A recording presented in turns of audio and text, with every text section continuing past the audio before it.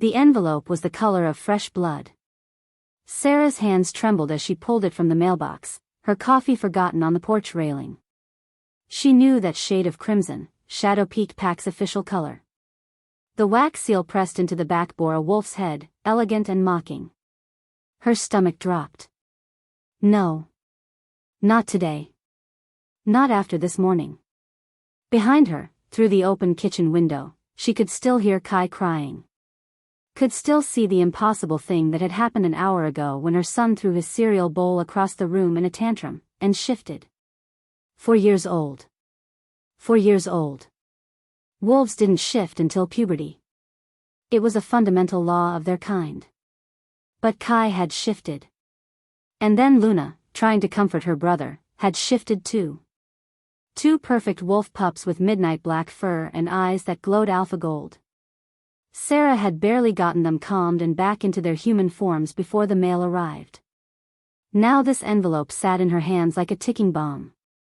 She didn't need to open it to know who sent it. Only one person would use that particular shade of red, that specific seal. Only one person would have the cruelty to reach across 5 years of silence just to twist the knife deeper. Damien Cross. The alpha who rejected her. The father who never knew his children existed. Her fingers worked the seal open before her brain could stop them. You are cordially invited to the mating ceremony of Alpha Damien Cross and Vivian Thorne. The words blurred. Sarah's wolf, weak, dormant, barely there, whimpered inside her chest. Even after 5 years, the mate bond hadn't completely severed. It stretched between them like a rotted rope, frayed but not broken, and reading his name sent phantom pain through her ribs. She remembered the last time she'd seen him. Remembered standing in the great hall of Shadow Peak Manor while he looked at her with those ice-blue eyes and said the words that shattered her world. You're wolfless. Weak. I cannot have a mate who brings shame to this pack. The pack had watched in silence. No one defended her. No one questioned their alpha's judgment when he severed the bond that had barely begun to form, cut it away like dead flesh, clinical and cold. She'd been 19 and pregnant, though she hadn't known it yet. By the time she discovered the twins growing inside her, she was already exiled, already alone in the neutral territories where rogues and rejects built their fragile lives. She'd considered telling him. Had even written the letter a dozen times. But every version ended the same way. Why would he want children from someone he deemed unworthy? So she'd raised them alone. Built a life from nothing. Worked 3 jobs to afford the tiny cottage at the edge of Pinehaven. Told her babies their father was dead because it was easier than explaining rejection. And now Damien was getting mated. To Vivian, the beta's perfect daughter. To someone worthy. The invitation was an act of calculated cruelty. He wanted her to know he'd moved on. Wanted her to see him claim another woman in the ceremony that should have been theirs. Mama? Sarah spun. Luna stood in the doorway, still wearing her pajamas, her dark curls tangled from sleep. Her daughter's eyes, those impossible gold eyes, were red from crying. Is Kai okay? Luna's voice was small. He's sleeping, baby. Sarah forced a smile, crumpling the invitation in her fist. Everything's fine. I scared him. Luna's bottom lip trembled. When I changed. I didn't mean to, Mama. I didn't. Hey. Sarah knelt, pulling her daughter close. Luna smelled like sunshine and strawberry shampoo. You did nothing wrong. You're special, both of you. Strong. But you said we weren't supposed to change yet. Luna pulled back, those golden eyes too knowing for a 4-year-old. You said it doesn't happen till we're bigger. Sarah's throat tightened. Her children had inherited their father's alpha blood. The very power he'd claimed she'd polluted with her weakness. If he knew about them, knew what they were. A knock at the door made them both jump. Sarah's wolf stirred, suddenly alert. She'd been so distracted she hadn't sensed the approach. Hadn't felt the power that now pressed against her wards like a physical weight. Luna, go to your room. But. Now. Her daughter fled. Sarah moved to the door, every instinct screaming danger. No one came to her cottage. She'd chosen this place specifically because it was remote, defensible, far from pack politics and territorial disputes. She opened the door a crack. The man on her porch could have been carved from stone. Tall, broad-shouldered, with silver-white hair despite appearing no older than 35. His eyes were winter gray, and they assessed her with the kind of intensity that made her wolf cower. Alpha. Every line of his body screamed it. Sarah Thorne? His voice was granite and silk. She almost slammed the door. Instead, she straightened her spine and met his gaze. 5 years of surviving alone had taught her that showing fear was worse than feeling it. I don't use that name anymore. It's just Sarah. And you are? Theron Silvercrest. He offered a slight bow, old-fashioned and courtly. Alpha of the Silvercrest pack. May I come in? I have a proposition that may interest you. Silvercrest. One of the most powerful packs in the region, rivals to Shadow Peak for generations. Sarah's mind raced through possibilities, none of them good. How did you find me? I make it my business to know things. Theron's smile didn't reach his eyes. Especially when it concerns Damien Cross. I assume you received your invitation today. Sarah's blood went cold. She still clutched the crumpled envelope in her left hand. What do you want? To offer you a choice. Theron glanced past her, into the cottage. Though perhaps we should discuss this privately. Those walls have ears, and what I'm about to propose, well. It concerns your children. Terror spiked through her. If you threaten them. I'm not here to threaten anyone. Theron's voice softened, almost gentle. I'm here because this morning, my sentries felt a power surge from this location. 2 new shifters, impossibly young, impossibly strong. Alpha bloodline. His gray eyes locked on hers. Damien Cross's bloodline, unless I miss my guess. Sarah couldn't breathe.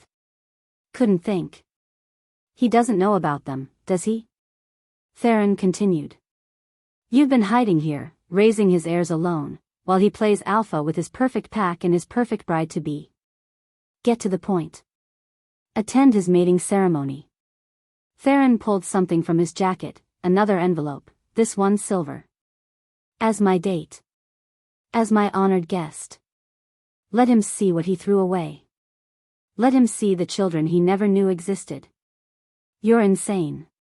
I'm practical. Theron held out the envelope. Damien Cross rejected his true mate and has been ruling Shadow Peak with increasing cruelty. His pack suffers, but they're bound by law to follow him. Unless. He smiled, sharp and cold. Unless his true mate claims her rightful place. Unless his heirs challenge his authority. They're 4 years old. They're prodigies. Early shifters from an alpha bloodline, that's practically unheard of. Do you know what that means? Theron stepped closer, and Sarah fought the urge to retreat. It means they're stronger than he is. It means the pack laws would recognize their claim over his. It means you hold all the cards, Sarah. You just don't know it yet. I don't want revenge. I want my children safe. And how safe are they here? Theron gestured at the cottage, at the neutral territory beyond. When word spreads about their power, and it will spread, how long before other alphas come for them? Before someone decides those bloodlines are too valuable to leave in the hands of a wolfless outcast? The words hit like physical blows. Sarah's wolf whimpered, because he was right. She'd always known this day would come. Had always feared it. Why do you care? She whispered. Because I've watched Damien Cross's reign for 5 years, and I'm tired of seeing what he's become.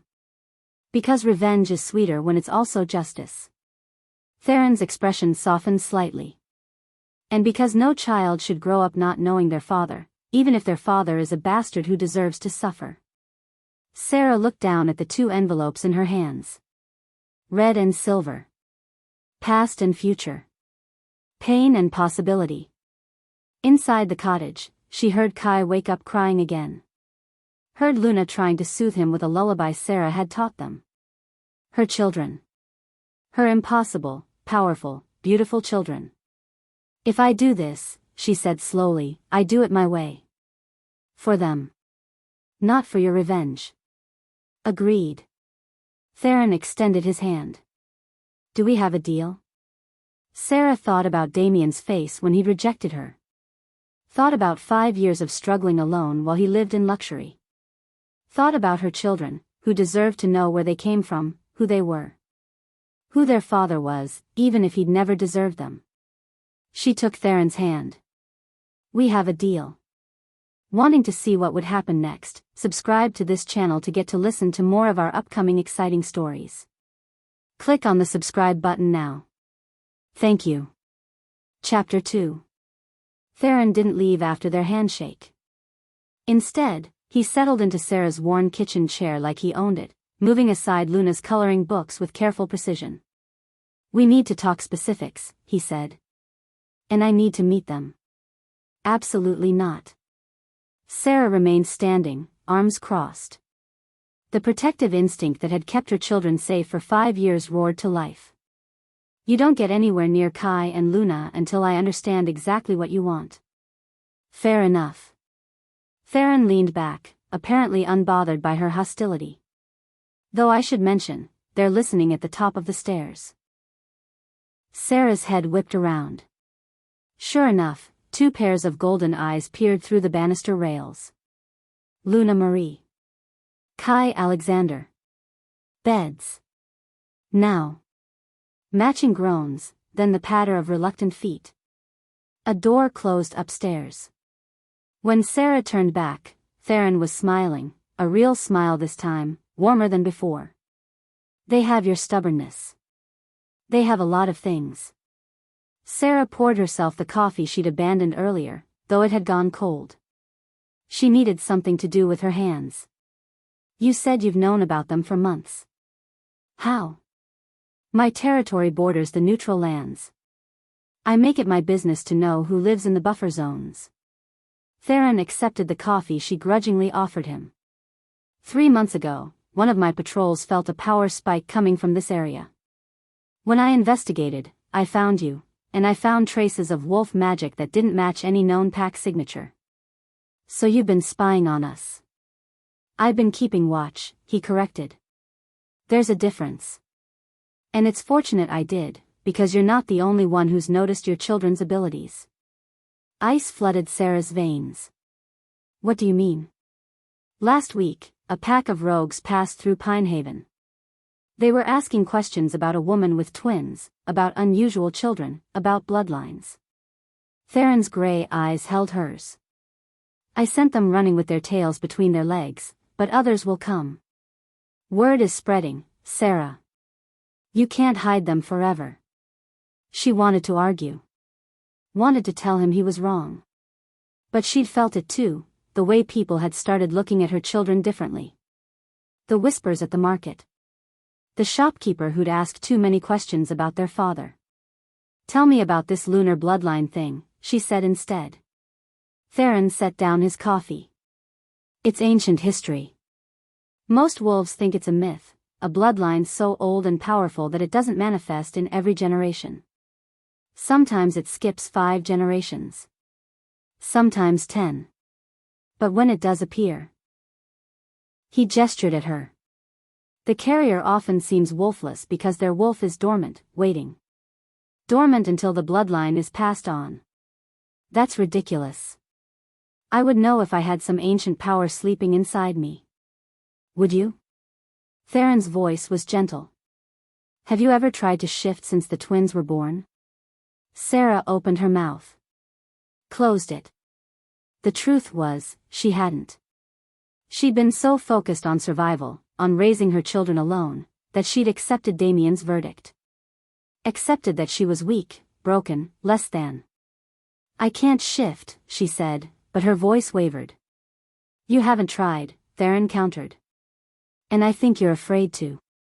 Afraid of what you might find, or afraid you'll prove him right. The words hit too close to home. Sarah turned away, gripping the counter. Even if you're right, even if I'm this lunar whatever, why do you care? What's in this for you? Honestly? Power. Theron didn't sugarcoat it. The Silvercrest pack has been strong for generations, but we've never produced an alpha with gifts beyond the norm. If your children carry lunar blood, and if that bloodline could be merged with mine through a formal alliance. He paused. It would make Silvercrest untouchable. Legendary. You want to use my children. I want to protect them while strengthening my pack. Those goals aren't mutually exclusive. Theron stood, moving closer. Think about it, Sarah.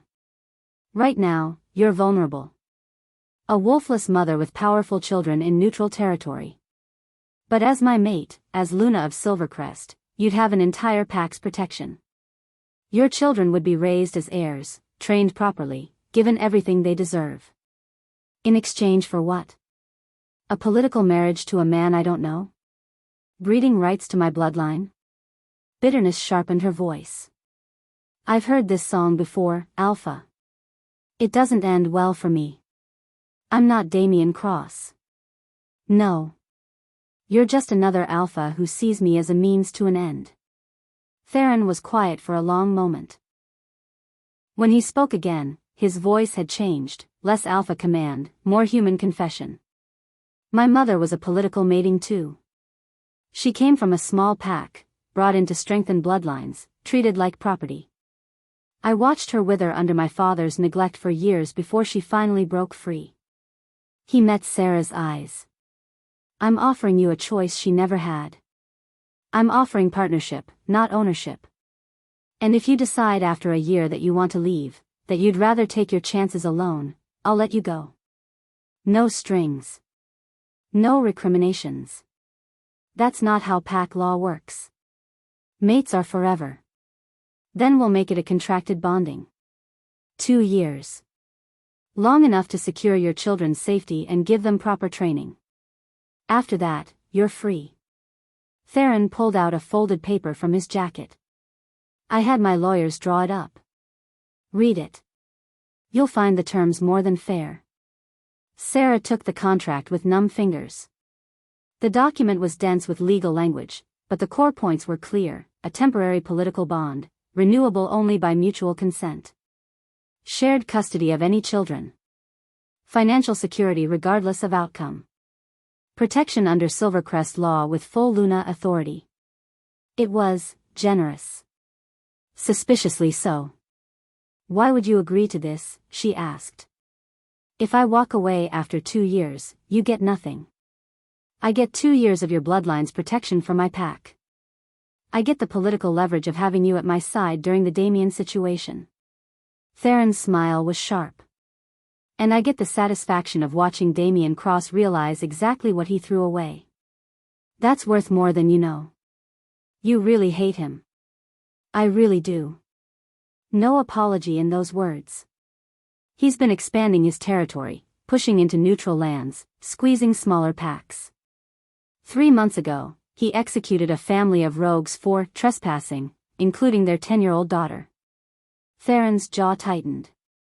I've been looking for a way to check his power for years. You and your children are that way. Sarah's stomach churned. She remembered the Damien who'd courted her, charming, attentive, seemingly gentle.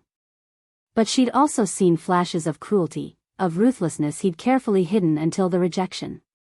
5 years had clearly made it worse. If I agree to this, she said slowly, I want guarantees. I want my children's safety in writing. I want assurances that they won't be forced into anything, not battles, not arranged matings, nothing. Done. And I want to know everything. No more secrets. If there's some ulterior motive I'm missing, tell me now. Theron hesitated. Then, there is one more thing. About Vivian, Damien's bride-to-be. What about her? She's my half-sister. Sarah nearly dropped her coffee. What? My father had an affair with Shadow Peak's beta before I was born. Vivian was the result. She was raised in Damien's pack, but she's Silvercrest blood. Theron's expression hardened. And she's the reason you were rejected. The room tilted. Sarah gripped the counter harder. Explain. Vivian wanted to be Damien's mate. She'd been grooming herself for the position since adolescence. Perfect Beta's daughter, perfect pack princess. Then you came along. Theron's voice was clinical, detached. She couldn't challenge a true mate bond directly, so she planted seeds instead. Rumors about your weakness. Suggestions that you were manipulating Damien. Questions about your bloodline's purity. That's speculation. It's fact. I have proof.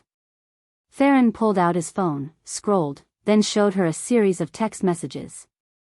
From Vivian to her mother. Dated 5 years ago, right before your rejection. Sarah read them, each word a knife. He's wavering. The little mouse has him convinced she's the one. Pathetic. Don't worry. I've been planting doubts. By the time I'm done, he'll see her for what she is, a liability. It's done. He rejected her this morning. Publicly. She won't recover from that. Now we can move forward with the real mating. The phone blurred. Sarah's wolf, weak, dormant, barely there, suddenly surged with rage so intense she thought she might shatter. She destroyed my life for politics? She destroyed your life because she wanted what you had. Theron took his phone back gently. And now she's getting her reward, mating ceremony with the man she manipulated. Unless we stop it. How did you get those messages? Vivian and I aren't close, but we're blood. I've been monitoring her communications for years, waiting for leverage. His smile was cold. This is it.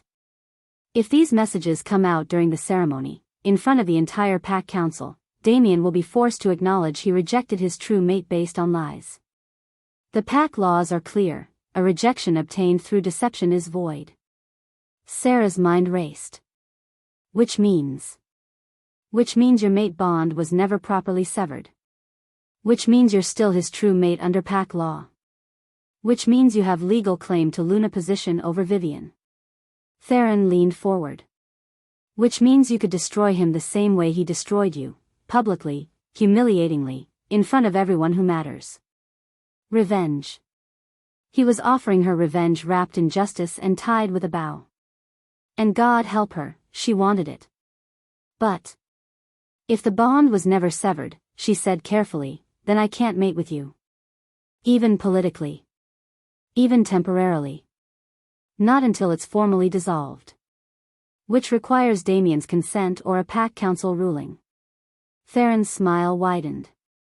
Guess where the next council meeting is being held? The mating ceremony. Exactly. All the major alphas will be there, plus the High Council representatives. If we present our case, complete with evidence of Vivian's manipulation and your children as proof of the bond's legitimacy, the council can dissolve the bond and sanction Damien for deception. It was elegant. Brutal and elegant. And then you get your political mating, Sarah finished. And you get your freedom. Your children get their birthright. Damien gets what he deserves. Theron extended his hand again. Everyone wins. Except the people who should lose. Sarah looked at his hand. Looked at the contract still clutched in her other palm. Looked toward the stairs where her children slept, powerful and vulnerable and deserving of so much more than she'd been able to give them alone. 5 years ago, she'd run from confrontation. She'd accepted exile rather than fight. She'd let Damien's words define her worth. But she wasn't that girl anymore. She was a mother. A survivor. And maybe, just maybe, she was something more than wolfless. I have conditions, she said. Name them. First, the children meet you under supervised conditions. They need to trust you before we go anywhere. Agreed. Second, I want everything about this lunar bloodline theory explained. Properly. With evidence. My pack historian will provide full documentation. Third, Sarah took a breath. If we do this, if we go to that ceremony, Kai and Luna stay protected. No matter what happens between Damien and me, they don't get caught in the crossfire. On my honor as Alpha. Theron's gray eyes were steady. I'll guard them as if they were my own blood. It should have sounded like a lie. Instead, it sounded like the truth. Sarah took his hand. Then let's show Damien Cross what a mistake looks like. 300 miles away, in Shadow Peak Manor, Damien Cross opened an envelope with a silver seal. His beta, Marcus, Vivian's father, read over his shoulder. It's from Silvercrest, Marcus said unnecessarily. Damien scanned the formal script, his ice-blue eyes narrowing with each line. Alpha Theron Silvercrest accepts your invitation and will be attending with his honored guest. The name at the bottom stopped his heart. Sarah Thorne. That's impossible, he said. She's been living in the neutral territories, Marcus finished. Apparently, Silvercrest found her. Damien crushed the envelope in his fist. He'd spent 5 years forgetting that mistake. 5 years building his power, securing his pack, preparing for the perfect mating with the perfect mate. And now she was coming back. With Theron Silvercrest, of all people. Find out everything, he ordered. Where she's been. What she's been doing. Why Silvercrest wants her. Marcus nodded and left. Alone, Damien walked to the window. Somewhere out there, his rejected mate was alive. Present. Coming to watch him mate another woman. He should have felt triumphant. Should have felt vindicated. Instead, for the first time in 5 years, the severed bond in his chest ached like an open wound. Wanting to see what would happen next, subscribe to this channel to get to listen to more of our upcoming exciting stories. Click on the subscribe button now. Thank you. Chapter 3. The dress had been Theron's idea, but Sarah made it her own. Midnight blue silk that shifted to silver in the light, like moonlight on water. It wrapped around her body with an elegance she'd never owned before, fitted at the bodice, flowing at the skirt, with a neckline that was modest yet devastating. Her dark hair, usually pulled back in a messy ponytail, fell in waves down her back. Someone from Theron's pack had done her makeup, subtle but transformative. She looked like a Luna. She looked like power. She looked nothing like the broken girl who'd fled Shadow Peak 5 years ago. You're shaking, Theron said softly. They sat in his car just outside Shadow Peak's territorial border, the enormous manor visible through the trees. I'm terrified, Sarah admitted. Good. Fear means you're smart. He turned to face her, his gray eyes serious. Remember, you're not here as a supplicant. You're here as my guest, under my protection, with evidence that will destroy everything Damien's built. You hold all the power tonight. Then why does it feel like I'm walking into a trap? Because part of you still believes what he said about you. That you're weak. Unworthy. Theron's voice gentled. You're not. And by the end of tonight, everyone will know it.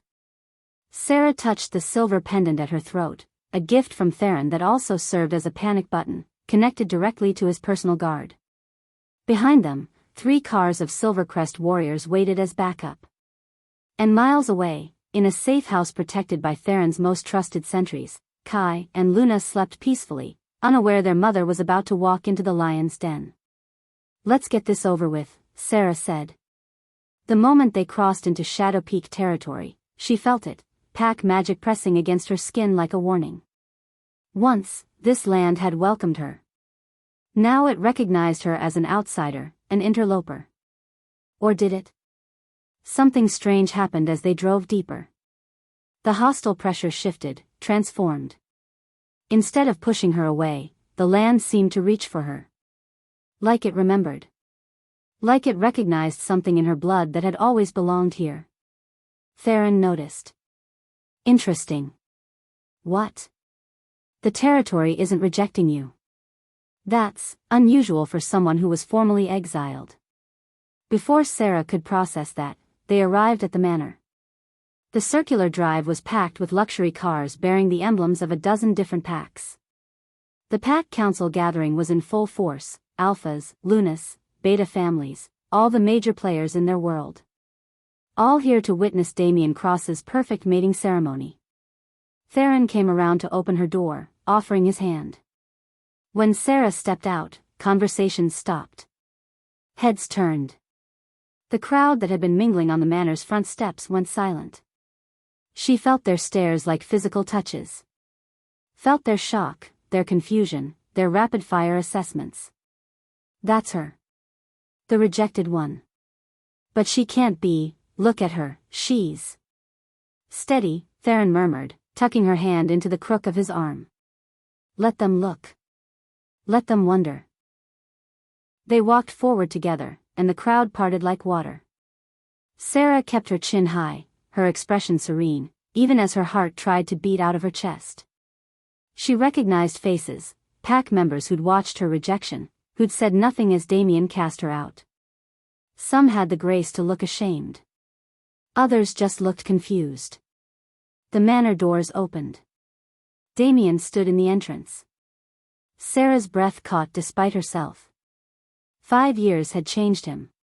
He'd always been handsome, tall and powerfully built, with black hair and those ice-blue eyes, but now he carried himself with an authority that was almost brutal. This wasn't the charming alpha who'd courted her. This was someone harder. Colder. Dangerous. His eyes locked on hers, and the world tilted. The mate bond, that rotted, severed thing, suddenly flared to life. Pain lanced through her chest, sharp and sweet and agonizing. Her wolf, dormant for so long, stirred with a whimper that was half longing, half rage. Damien's expression didn't change, but she saw his hand clench at his side. Saw the muscle jump in his jaw. He felt it too. Despite the rejection. Despite 5 years. Despite everything. Sarah.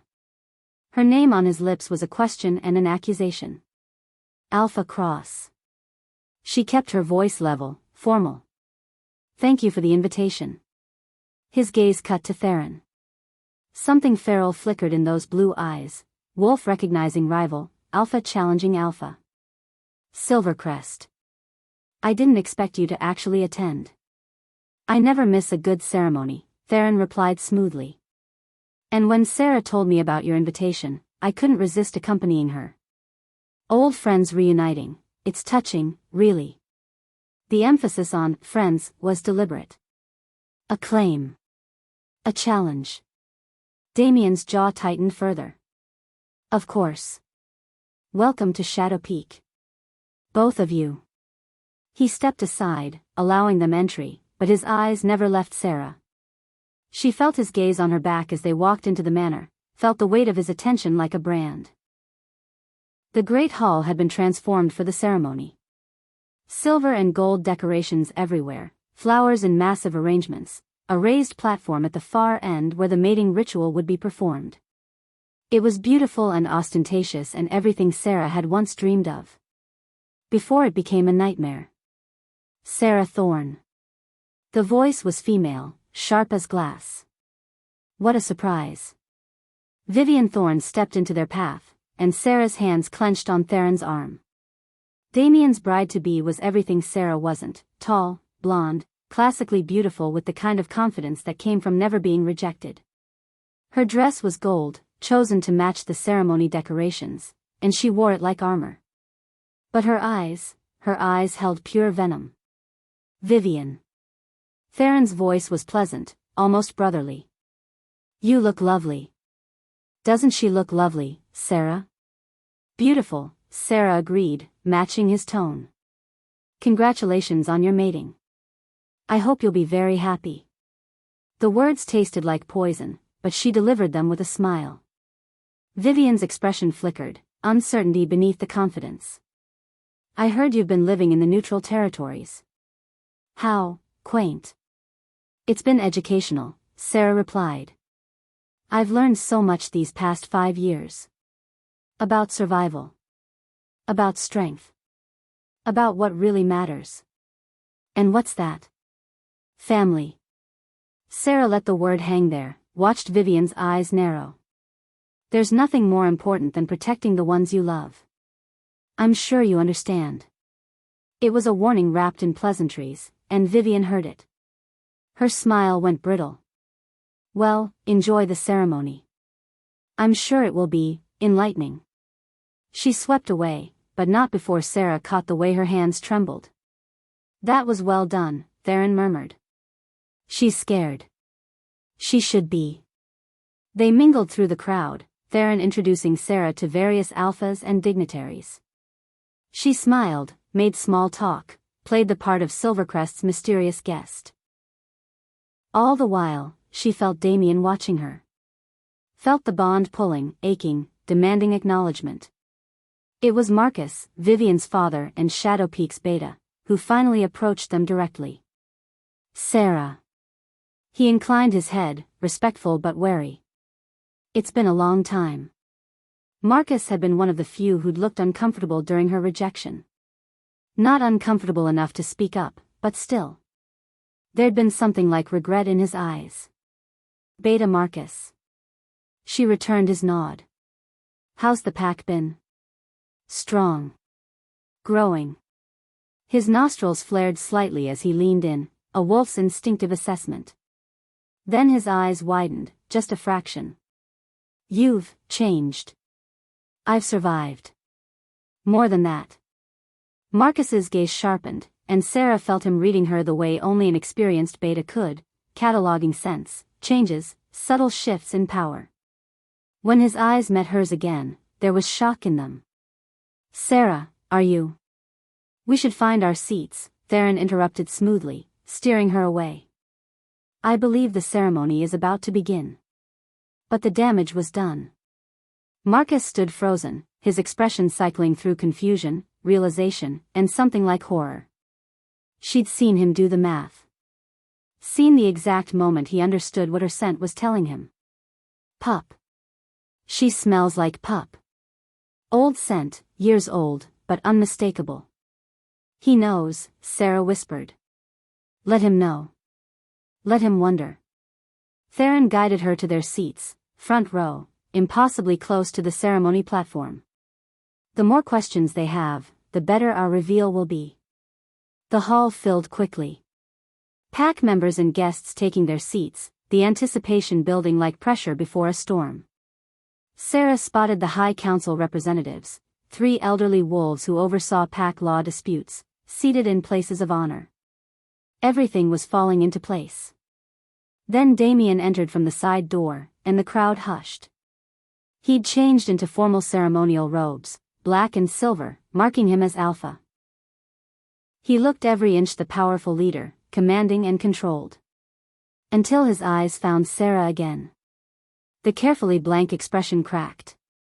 Just for a second, she saw something raw beneath, hunger, confusion, rage, longing, all tangled together. His wolf was there, right at the surface, and it was calling to hers with a desperation that made her chest ache. Mate.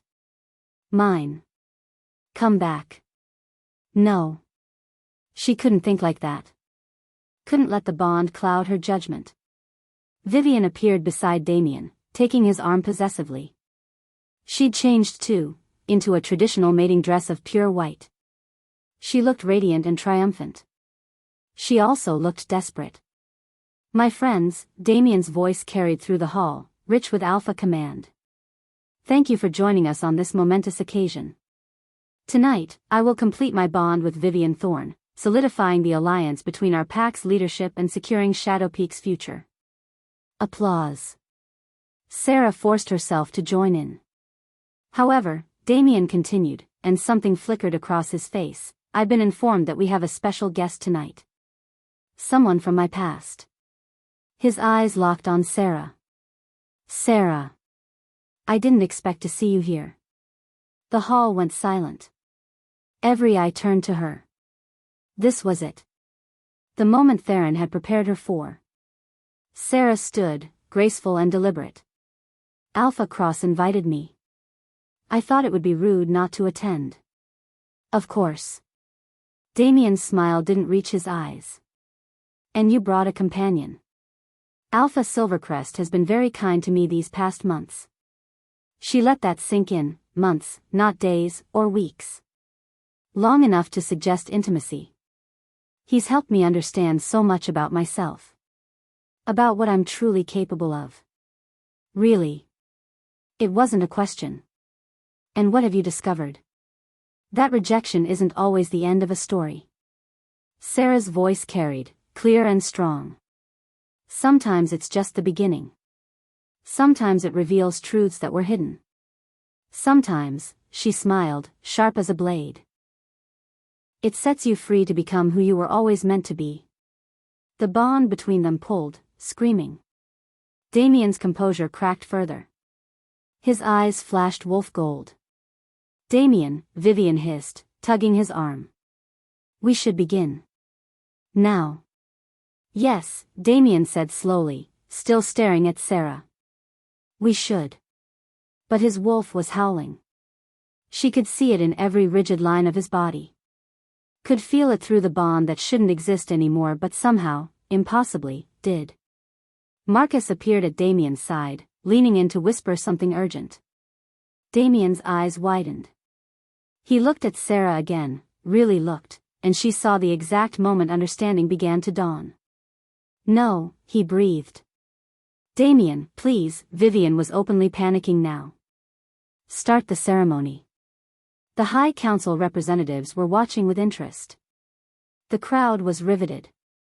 And Sarah stood there in her midnight blue dress, holding all the cards, waiting for the perfect moment to play them. Theron touched her elbow gently. Ready? She thought of Kai and Luna. Thought of 5 years of struggle and pain. Thought of the life Damien had stolen from her and the one she'd built from ashes. Ready. Damien opened his mouth to speak, to start the ceremony, to end this, to lock himself to Vivian forever. And Sarah said, clearly, calmly, for everyone to hear. Before you begin, Alpha Cross, there's something you should know. Something about the night before you rejected me. Something about what you left behind when you threw me away. Wanting to see what would happen next, subscribe to this channel to get to listen to more of our upcoming exciting stories. Click on the subscribe button now. Thank you. Chapter 4. The Great Hall held its breath. Sarah watched Damien's face drain of color, watched Vivian's grip on his arm tighten until her knuckles went white. The High Council representatives leaned forward, suddenly very interested. Sarah, Damien's voice was rough, barely controlled. What are you talking about? She opened her mouth to answer. And the hall's massive oak doors exploded inward. 2 small figures burst through, moving with impossible speed. Black-haired, golden-eyed, radiating power that made the chandeliers overhead shudder and sway. Mama. Sarah's heart stopped. No. No, they were supposed to be safe. They were supposed to stay hidden until. Kai reached her first, slamming into her legs hard enough to make her stumble. Luna was right behind him, tears streaming down her face. Mama, you were scared, Luna sobbed. We felt it. We felt you hurting. The guards tried to stop us, Kai added, his small face fierce. But we had to come. You needed us. Behind them, 2 of Theron's sentries appeared in the doorway, looking horrified and apologetic. Theron's expression darkened, but he didn't move. Didn't interfere. Because the damage was done. The entire hall stared at the children clinging to Sarah. Stared at their midnight black hair, Damien's hair. Stared at their golden eyes, alpha eyes, pure and unmistakable. Stared at the way power rippled off them in waves that made the lesser wolves in the crowd whimper and bare their necks in instinctive submission. 4 years old. Impossible. But undeniably real. Sarah, Damien's voice came out strangled. He'd moved to the edge of the platform without realizing it, his ceremonial robes forgotten. Those children are mine, Sarah said firmly, pulling Kai and Luna closer. Her heart was racing, plans crumbling, but her voice stayed steady. Mine to protect. Mine to raise. Mine to love. They're alpha blood, someone in the crowd whispered. Look at them. That's Shadow Peak bloodline. That's cross bloodline, Marcus said, louder. The beta had moved closer, his experienced eyes cataloging every feature. I know that face. I've seen it every day for 30 years. Those are Damien's children. The hall erupted. Voices overlapping, questions shouting, pack members surging forward for a better look. The High Council representatives stood, their ancient authority radiating through the chaos. Silence. The eldest council member's voice cracked like a whip. The hall obeyed instantly. Alpha Cross. Explain. Now. Damien looked like he'd been gutted. His eyes were locked on Kai and Luna, cataloging the same features Marcus had, the shape of their faces, the set of their jaws, the way Kai stood with his chin up, defiant, exactly like Damien himself. I don't. He swallowed hard. I didn't know. Liar. Vivian shrieked. The perfect facade had shattered completely. She's lying. Those children can't be yours. She was wolfless, weak, unworthy. She probably found some other. Watch your tongue, Theron said, his voice deadly soft, before you say something about my honored guests that requires me to defend their honor. Violently. Vivian paled but didn't back down. The timing doesn't even make sense. 5 years ago. 5 years and 4 months ago, Marcus interrupted quietly. He was looking at Damien with something like pity. The night before the rejection. You spent it with Sarah. I remember because you told me the next morning that the bond was complete, that she was truly yours, that nothing would ever come between you. Damien flinched like he'd been struck. And then, Marcus continued, Vivian came to you with her concerns. With her proof that Sarah was manipulating you. With all her carefully planted lies. That's not, Vivian started. It is. Theron pulled out his phone, pulled up the messages. Would you like me to read them aloud? The ones where you admitted to manipulating my half-sister? Where you detailed your plan to destroy Sarah's reputation? Where you celebrated destroying an innocent woman's life for your own ambition? Vivian went white as death. The council elder moved forward, hand outstretched. Give me that device. Theron handed it over. The elder read, his weathered face growing darker with each line. The other 2 council members read over his shoulder. This is. The elder looked up at Damien. Alpha Cross, did you reject your mate based on false information? Damien's eyes finally tore away from the children to meet Sarah's. The anguish in them was devastating. I thought she was weak. I thought she was manipulating me. I thought I was protecting my pack. You thought wrong, Sarah said, her voice breaking despite her best efforts. You threw me away like garbage. You rejected our bond, our future, everything we could have been. And you did it publicly, in front of your entire pack, to make sure everyone knew I was worthless. Sarah. I was pregnant. The words exploded out of her, 5 years of pain and rage finally breaking free. I was carrying your children, and you cast me out into neutral territory with nothing. No protection, no resources, no family. Do you know what that's like? Do you have any idea what I went through? Luna was crying openly now. Kai had gone very still, his small body rigid with tension. Damien took a step toward them. I didn't know. If I had known. What? Sarah demanded. What would you have done? Welcomed me back? Accepted children from someone you deemed unworthy? Yes. The word tore out of him, raw and desperate. His wolf was there, right at the surface, howling with grief. God, Sarah, yes. They're my children. My children. I would have done anything. Everything. But you didn't know, she said coldly. Because you didn't care enough to find out. You just threw me away and moved on. The bond between them was screaming now, torn edges trying to reconnect, agony lancing through both of them. Damien's hand pressed against his chest like he was trying to hold himself together. The children, the council elders said, cutting through the emotion. They shifted? This morning, Sarah confirmed. At 4 years old. Fully controlled, fully conscious. They're prodigies. The hall erupted again. 4-year-old shifters were unheard of. Impossible. It marked them as something extraordinary, future alphas of devastating power. Lunar bloodline, an ancient female voice said from the back of the hall. Everyone turned. An elderly woman stood there, bent with age but radiating authority. Sarah recognized her, Elder Morrigan, Shadow Peak's pack historian, keeper of ancient knowledge. That's not possible, someone protested. Lunar blood is a myth. It is rare, Morrigan corrected, moving forward slowly. But not myth. I suspected it years ago when Sarah first arrived.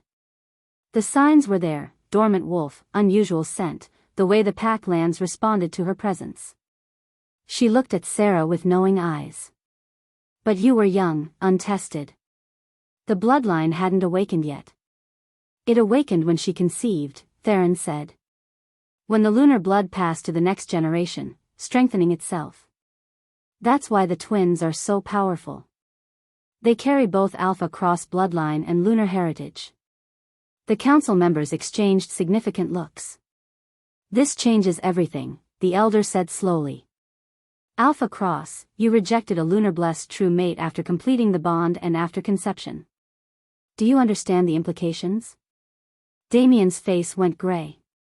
The ancient laws. Indeed. The elder's voice was grave. The laws established by the first packs, before our kind split into territories. A forced rejection of a true mate bond obtained through deception, especially after the bond was consummated and offspring conceived, is among the most serious violations. It suggests the Alpha's judgment is compromised. It questions his right to lead. You can't be serious, Vivian gasped. You'd strip him of his title over this. Choose your next words very carefully, Marcus warned his daughter. Those children are Alpha Cross's heirs. They're Shadow Peak blood. And they're more powerful than anyone in this room. As if to prove his point, Kai suddenly pulled away from Sarah.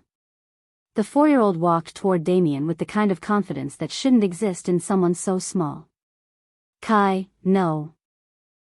Sarah reached for him. But Kai ignored her. He stopped directly in front of Damien, tilting his head back to stare up at the Alpha who didn't know he was a father until 5 minutes ago. You're him, Kai said. Simple. Direct. You're the Alpha. The one Mama dreams about. The one who makes her cry. Damien's breath hitched. He dropped to his knees, bringing himself to the child's level. Yes. I'm him. You hurt her. I did. I hurt her very badly. Kai studied him with those golden eyes, Damien's eyes. Why? Because I was stupid. And scared. And I believed lies instead of trusting my heart. Damien's voice broke. I'm sorry. I know that doesn't fix anything, but I'm so sorry. Mama says sorry doesn't matter if you don't change. Kai paused. Are you going to change? The question hung in the air. Everyone waited for the answer. Damien looked past Kai to Sarah, to Luna still clinging to her mother, to the family he'd unknowingly destroyed. I want to fix this. All of it. You can't, Sarah said flatly. What's broken can't be unbroken. What's lost can't be found. You made your choice 5 years ago. Then let me make a new choice. Damien stood, addressing the room but speaking to Sarah. I formally contest this mating ceremony. I cannot bond with Vivian Thorne. Not when my true mate lives. Not when I have children I never knew existed. Vivian made a sound like a wounded animal. You can't do this. We're supposed to be mated tonight. You promised. You manipulated me. Damien's voice carried alpha command now, making half the room flinch. You destroyed my mate bond with lies. You cost me 5 years with my children. I loved you. Vivian screamed. I loved you, and she was nothing. Wolfless, weak, pathetic. Luna's small growl cut through the hall. The 4-year-old's eyes flashed wolf gold, and power rolled off her in waves that made the windows rattle. Don't talk about Mama like that, Luna said, her voice carrying an alpha's authority that shouldn't exist in someone so young. Mama is strong. Mama is brave. Mama is better than you. The pack felt it, that power, that authority. Instinct made them bare their necks. Made them submit. To a 4-year-old child. Blessed Luna, someone whispered. They're going to be unstoppable. The council elder raised his hand for silence. This matter requires formal judgment. Alpha Cross, you stand accused of violating ancient law regarding true mate bonds. The penalty could be loss of title, exile, or worse. I understand. However, the elder continued, there are mitigating circumstances. The deception was not yours, it was perpetrated against you. The question becomes, what will you do to make amends? Damien looked at Sarah. Anything. Whatever she needs. Whatever the children need. I'll step down as Alpha if that's what it takes. I'll exile myself. I'll... Stop. Sarah's voice was quiet but firm. Just stop. She was trembling. The children sensed it, pressing closer. Theron moved to her side, a steady presence. I don't want your promises, Sarah said. I don't want your apologies. I don't want you to throw away your pack out of guilt. Then what do you want? I want. She looked at Kai and Luna, at their small faces watching her with absolute trust. I want my children safe. I want them protected. I want them to grow up knowing who they are, where they come from, without shame or fear.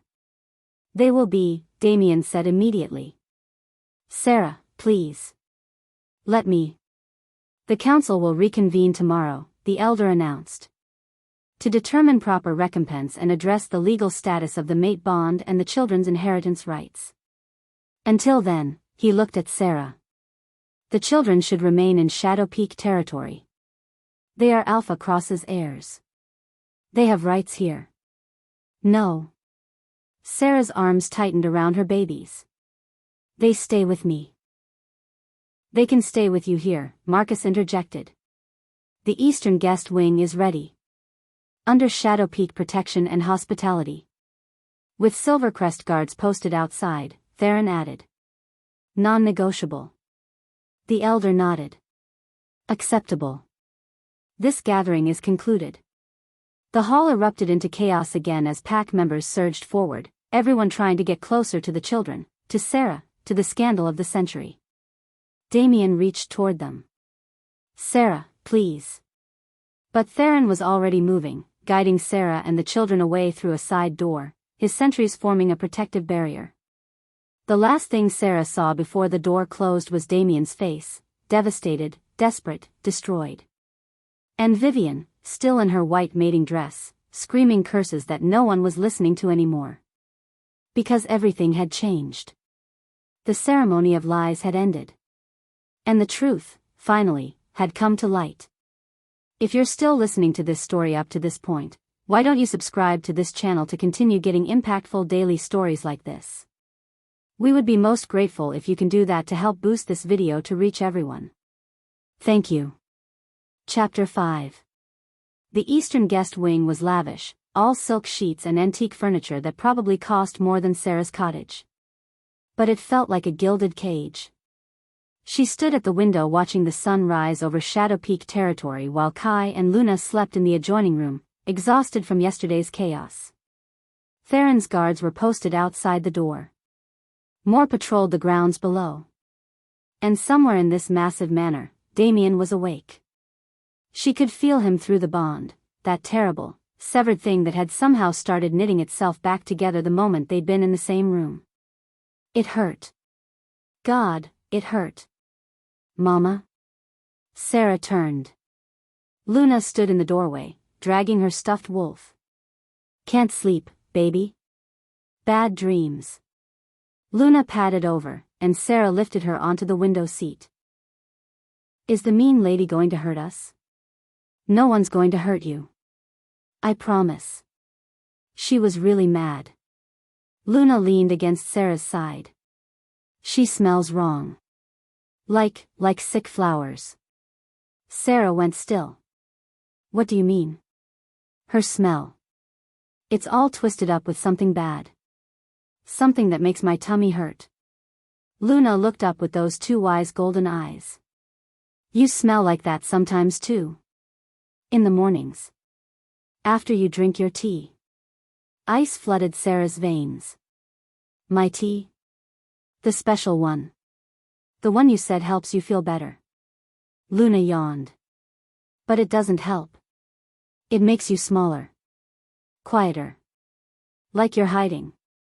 Sarah's mind raced. The herbal blend she'd been drinking for years, she'd bought it from the same shop in Pinehaven every month.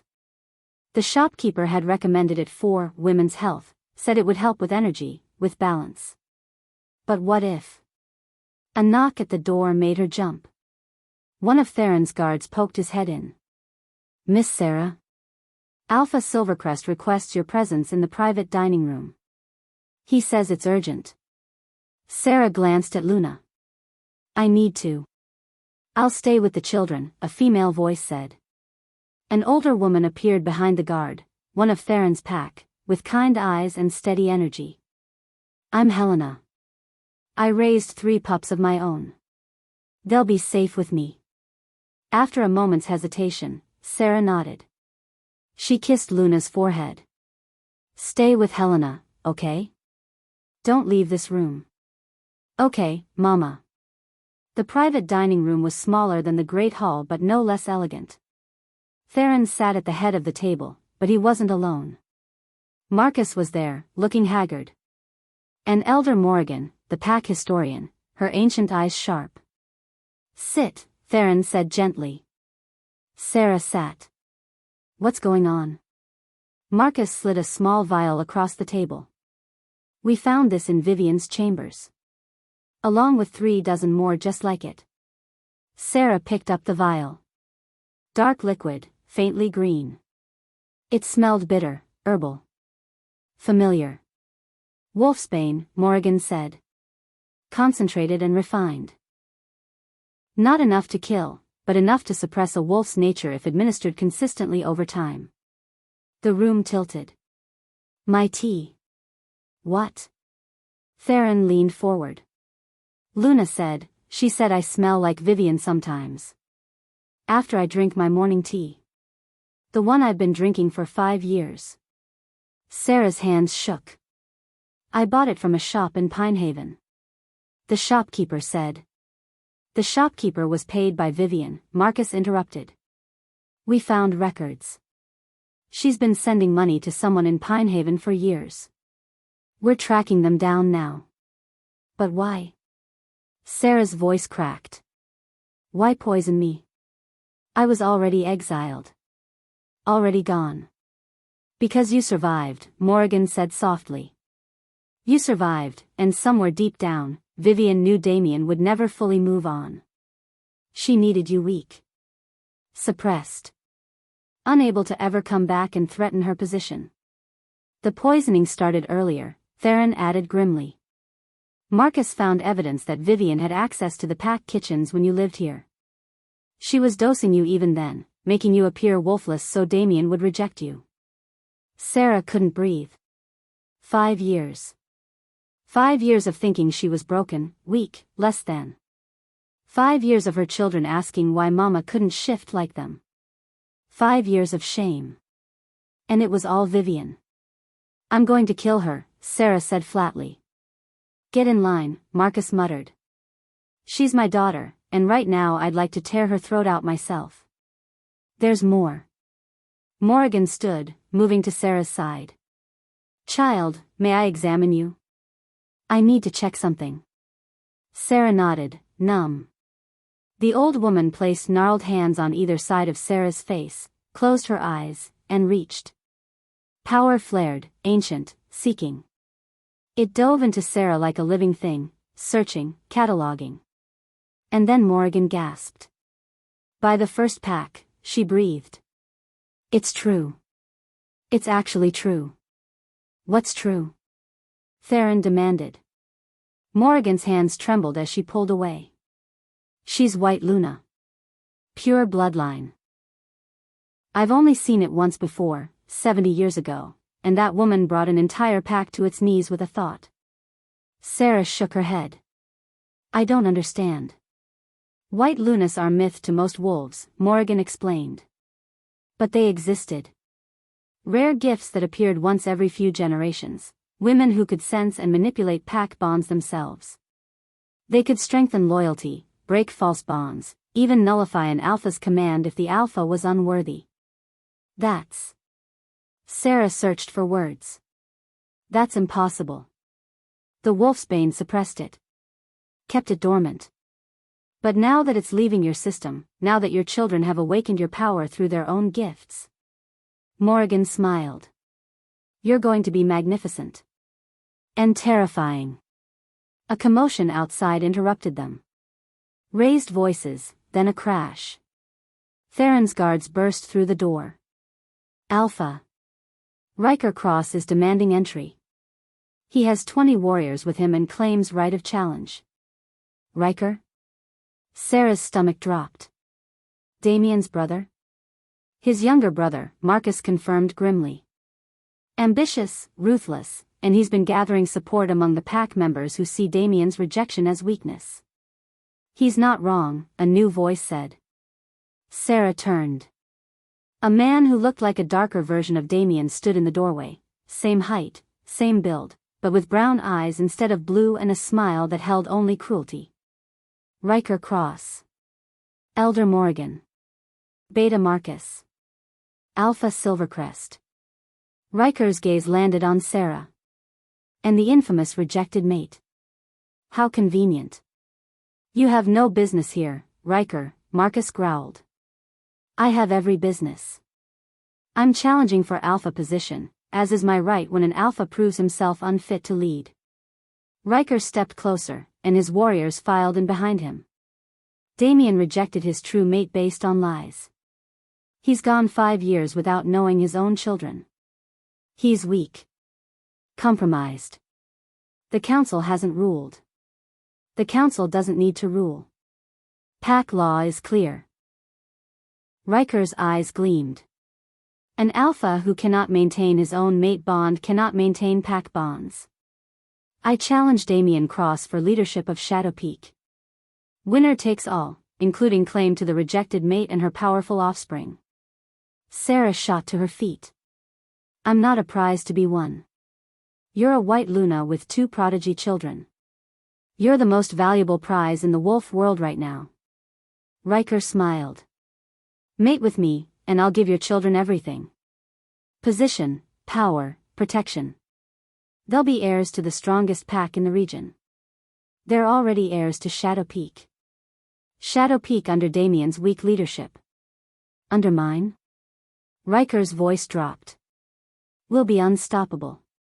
This is treason, Marcus snarled. This is evolution. Survival of the strongest. Riker turned to his warriors. Spread the word. Challenge fight at sunset. Damien can defend his title or forfeit it. Damien will destroy you, Theron said calmly. Will he? When he's been in agony for 5 years over a bond he rejected? When his wolf is barely controllable because his true mate is in the same building? Riker laughed. He's compromised. I'm clear-headed. It won't even be close. He left, his warriors following. The moment they were gone, Sarah sank back into her chair. He's going to try to kill Damien, she whispered. Challenge fights are rarely to the death, Marcus said, but he sounded uncertain. This one will be. Morrigan's voice was grim. Riker's been planning this for years. He won't stop at victory, he'll want Damien dead so there's no question of his claim. Sarah's chest tightened. The bond pulled, sharp and insistent. Damien was in pain. She could feel it even from here, his wolf howling, his control fracturing. She should hate him. She did hate him. But the thought of him dying, of Kai and Luna losing a father they'd just discovered. I need to see him, she said. Sarah, Theron started. I need to see Damien. Now. Marcus stood. I'll take you. They found Damien in his private study, surrounded by broken furniture. He'd clearly been taking his rage out on everything in reach. His knuckles were bloody, his eyes wild. He looked up when Sarah entered, and the bond between them sang. Sarah. Her name was prayer and curse. You shouldn't be here. Riker challenged you. I know. Damien's laugh was bitter. Of course he did. He's been waiting for an opportunity like this for years. You can't fight him like this. Sarah gestured at his state. You're barely holding together. I'm fine. You're lying. She moved closer, and Damien flinched like she'd struck him. The bond. It's tearing you apart, isn't it? Every second. Damien's voice broke. Every second since you walked into that ceremony, it's been screaming at me. 5 years of silence, of numbness, and then you were there and everything came roaring back. I can feel you, Sarah.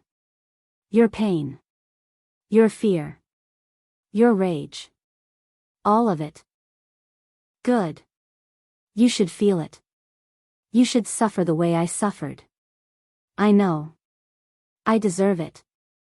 I deserve all of it. Damien took a shaky breath. But please, whatever you think of me, whatever happens between us, don't let Riker win. He'll use the children.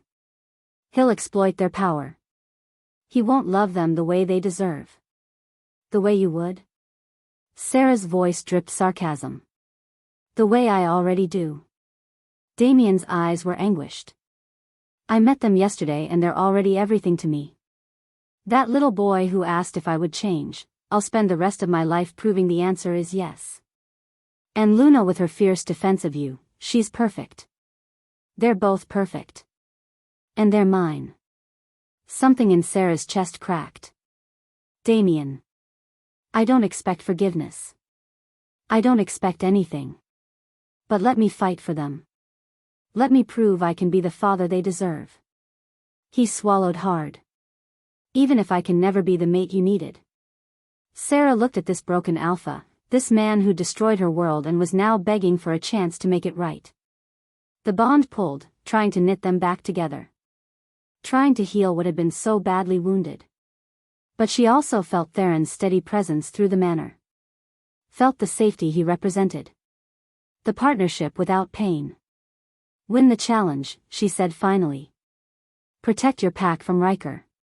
Then we'll talk about what comes next. Sarah.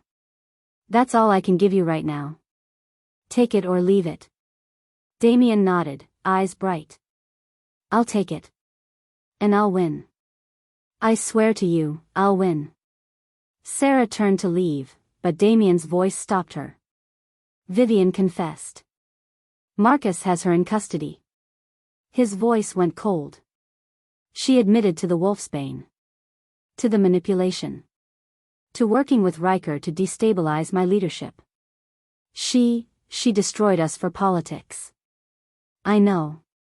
I'm sorry. God, Sarah, I'm so sorry. If I had just trusted you, trusted the bond. But you didn't. Sarah looked back at him. You chose to believe lies over truth. You chose your pride over our future. That's who you were 5 years ago. The question is who you'll choose to be now. She left him there, surrounded by broken furniture and broken dreams. Outside the study, Marcus waited. Sunset, he said quietly. The challenge happens at sunset. I'll be there, Sarah replied. Which one will you choose? The beta's eyes were knowing. If Damien wins? The mate bond or the political alliance with Silvercrest? Sarah touched the pendant at her throat. Theron's gift, Theron's protection. I don't know, she admitted. I honestly don't know. If you're still listening to this story up to this point, why don't you subscribe to this channel to continue getting impactful daily stories like this? We would be most grateful if you can do that to help boost this video to reach everyone. Thank you. Chapter 6. The afternoon sun hung heavy over Shadow Peak territory, turning the sky the color of old bruises. Sarah stood at the window of the guest wing, watching wolves gather in the courtyard below for the challenge fight. Behind her, Kai and Luna played quietly with the toys Helena had brought them. Too quietly. They felt the tension, the violence brewing. Mama, Kai said suddenly. Something bad is coming. Sarah turned. Her son's golden eyes had gone distant, unfocused. Luna's matched them, both children staring at something no one else could see. What do you mean, baby? The vision, Luna whispered. The red wolves. They're here. Before Sarah could respond, an explosion rocked the manor. The windows shattered inward. Sarah threw herself over the children as glass rained down, her body shielding theirs. Screams erupted from outside, wolves fighting, dying. Theron's guards burst through the door. We're under attack. Rouge Coalition, at least 50 wolves. Another explosion. The floor buckled. Helena grabbed Luna while one of the guards scooped up Kai. Go. Get them to the safe room. Mama. Luna screamed, reaching for Sarah. I'm right behind you. Sarah shouted. Go. But she wasn't behind them. Because between one heartbeat and the next, Riker appeared in the doorway, bloody and grinning. Hello, White Luna, he said. Come with me, or I kill everyone in this manor. His warriors flooded in behind him, not Shadow Peak wolves. These were rogues, mercenaries, wolves with dead eyes and no loyalty except to gold. Sarah's wolf surged inside her. For the first time in 5 years, it wasn't weak. Wasn't suppressed. The wolfsbane had cleared her system, and now her true nature rose like a tidal wave. No, she snarled. Riker laughed. You can't fight all of us. And while you try, my rogues will hunt down those precious children, Anne. He didn't finish. Because Sarah shifted. The transformation was agony and ecstasy combined. Bones breaking and reforming, skin splitting to accommodate fur, her body remaking itself into something it had always been meant to be. She emerged as a white wolf, pure as snow, massive and beautiful and terrible. A white Luna in physical form for the first time in 70 years. Riker's smile faltered. Impossible. White Lunas can't shift. There. Sarah's growl made the walls shake. Power radiated from her in waves that pressed down on every wolf in range. The rogues whimpered, collapsing to their knees. Even Riker staggered. You threatened my children, Sarah's voice came out wrong, half human, half wolf, layered with power that shouldn't exist. You made a mistake. She lunged. The fight was brief and brutal. Sarah moved with instincts she didn't know she possessed, tearing through Riker's rogues like they were paper.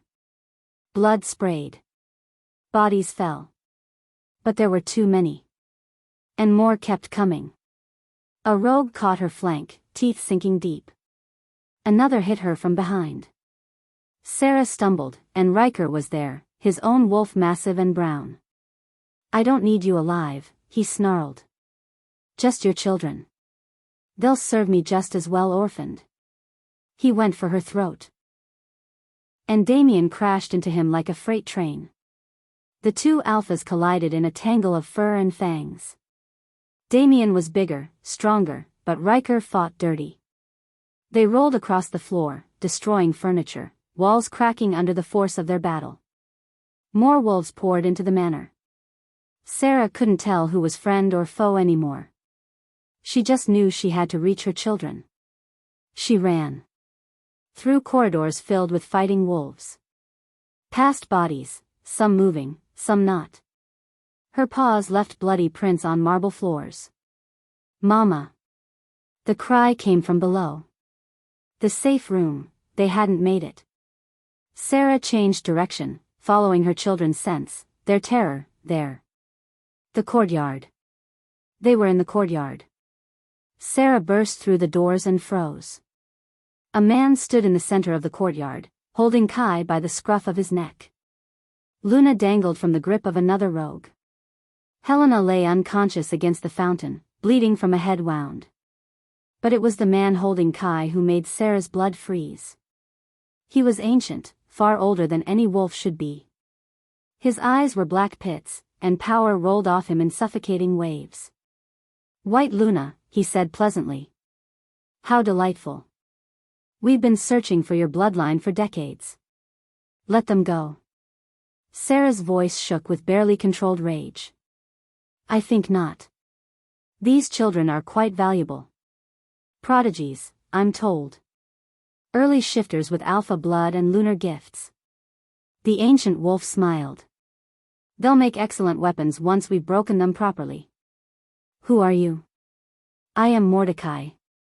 Leader of the Covenant, wolves who remember the old ways, before the packs became soft with their laws and councils." His grip tightened on Kai, making the boy whimper. "We've been hunting White Luna bloodlines for generations, eliminating the threat you pose to Alpha authority. You're the last one. And once we've taken your gifts and killed you, the old order will finally be restored." "The visions," Sarah breathed. "Kai, Luna, you saw this?" "We saw him," Luna sobbed. "We saw him taking us away from you. We tried to warn you, Mama, but we didn't know how." "Shoo, little one." Mordecai's voice was sickly sweet. "You won't remember your mother soon. We have ways of making you forget. Ways of making you into perfect soldiers." Something inside Sarah snapped. The power she'd been holding back, the White Luna gifts that had been suppressed for so long, they erupted. She threw her head back and howled. The sound was impossible. It wasn't just noise, it was pure dominance, pure authority, pure power. It rippled outward in visible waves, silver light that washed over every wolf in range. And they fell. Every single wolf, rogue, pack member, alpha, beta, dropped to the ground and bared their necks in submission. The force of the command was so absolute that some wolves whimpered in pain, their instincts warring with their consciousness. Even Mordecai staggered, his grip loosening on Kai. "Impossible," he gasped. "That level of power, it should kill you." He was right. Sarah could feel it, the power tearing through her, too much for one body to contain. Her physical form was fracturing under the pressure. She was burning from the inside out. But she didn't care.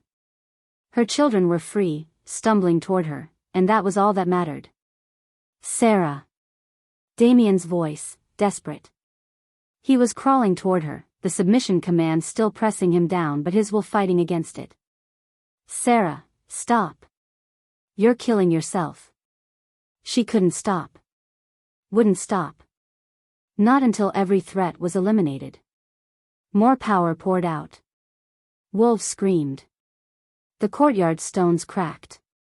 Reality itself seemed to ripple. And then Damien was there, in human form, pulling himself to his feet through sheer force of will. "I won't lose you again."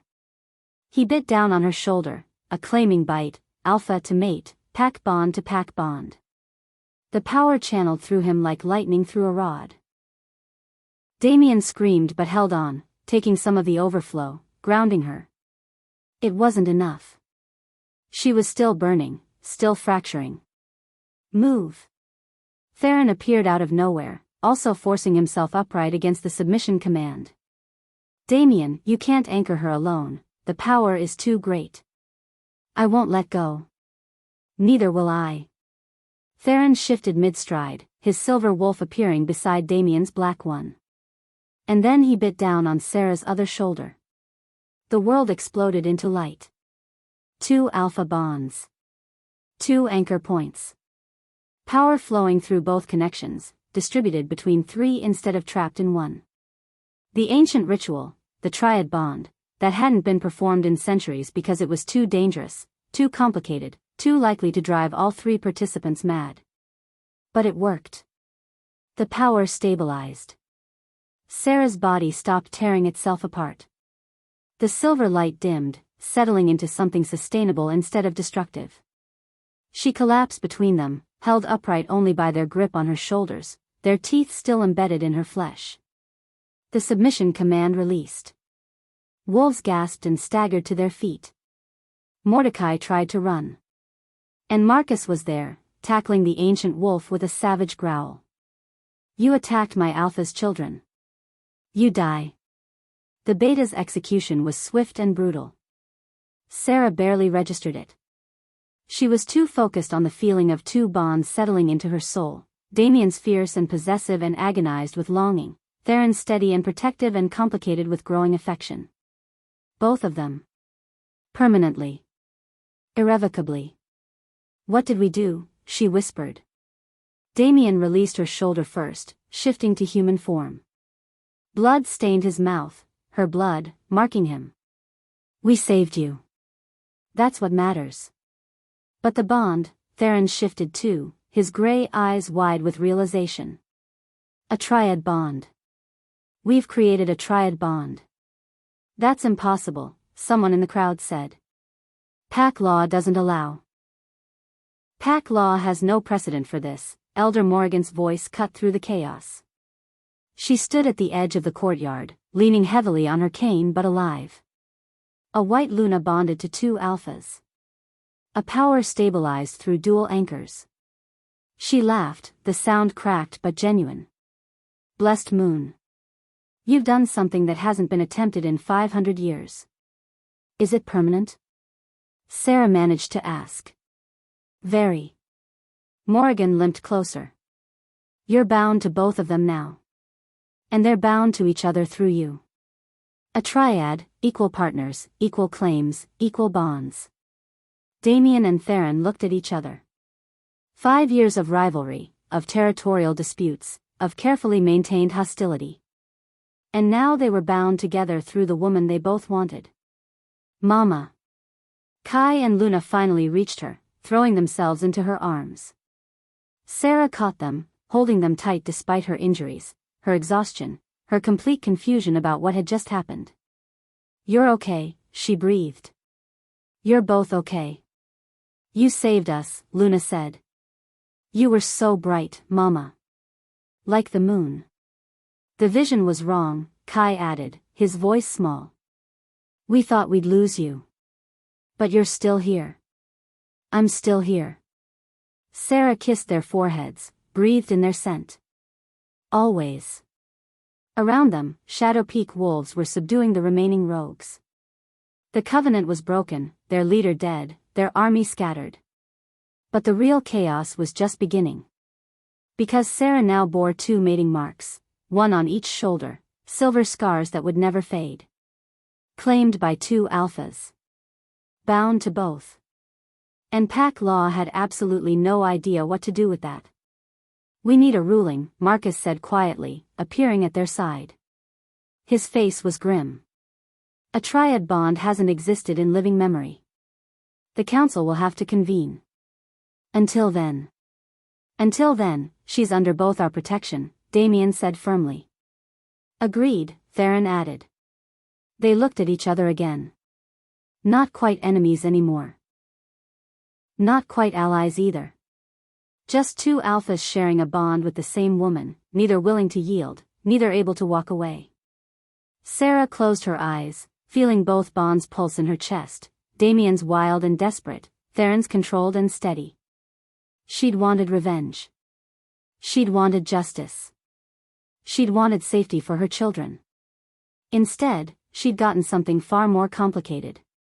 A mate bond that couldn't be severed. An alliance that couldn't be broken. 2 alphas who would now be part of her life forever. And somewhere in the wreckage of the courtyard, Luna looked up at her mother and smiled. The vision changed, she whispered, too quiet for anyone but Sarah to hear. "This wasn't what we saw. You changed it, Mama. You changed everything." Sarah held her children closer and wondered if she'd just saved their future, or made everything infinitely more complicated. Probably both. If you're still listening to this story up to this point, why don't you subscribe to this channel to continue getting impactful daily stories like this? We would be most grateful if you can do that to help boost this video to reach everyone. Thank you. Chapter 7. The council chamber was packed beyond capacity. Alphas from 6 territories, their betas, the High Council representatives, and what seemed like half of Shadow Peak pack crammed into a space meant for maybe 50 wolves. All of them staring at Sarah. She stood between Damien and Theron, acutely aware of the matching marks on her shoulders. The triad bond pulsed with each heartbeat, Damien's fierce and protective on her left, Theron's steady and watchful on her right. 3 days since the attack. 3 days of impossible negotiations and uncomfortable sleeping arrangements, and 2 alphas circling each other like wolves waiting to see who would strike first. 3 days of feeling torn in half. "This is unprecedented," Elder Morrigan announced to the chamber.